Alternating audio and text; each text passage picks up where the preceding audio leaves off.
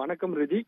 அரசு பள்ளியில் கல்வி பயிலும் மாணவிகள் கழிவறையை சுத்தம் செய்ய வைத்த விவகாரத்துல பள்ளியின் தலைமை ஆசிரியை பணியிட நீக்கம் செய்யப்பட்டு தருமபுரி கல்வி மாவட்ட அலுவலர் நடவடிக்கை மேற்கொண்டு இருக்கிறார். தருமபுரி மாவட்டம் பாலக்கோடு அருகே பெருங்காடு மலை கிராமத்தில் பழங்குடி மக்கள் வசித்து வருகிறார்கள். இந்த கிராமத்துல செயல்பட்டு வரும் ஊராட்சி ஒன்றிய நடுநிலைப் பள்ளியில் 150 மாணவ மாணவிகள் 1ஆம் வகுப்பு முதல் 8ஆம் வகுப்பு வரை படித்து வருகின்றனர்.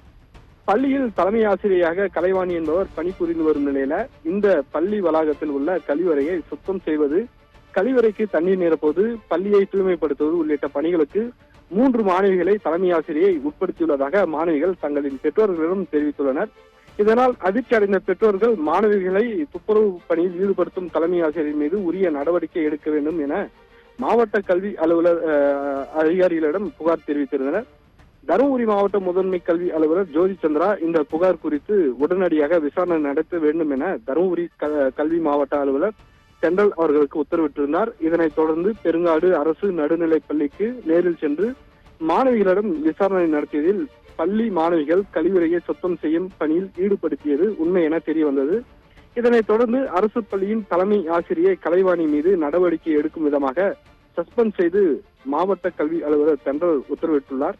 மாணவிகள் கழிவறையை சுத்தம் செய்ய வைத்த விவகாரத்துல பள்ளியின் தலைமை ஆசிரியை பணியிடம் நீக்கம் செய்யப்பட்டு இருப்பது தருமபுரி மாவட்டத்தில் உள்ள பள்ளி கல்வித்துறை வட்டாரத்தில் பரபரப்பை ஏற்படுத்தியுள்ளது.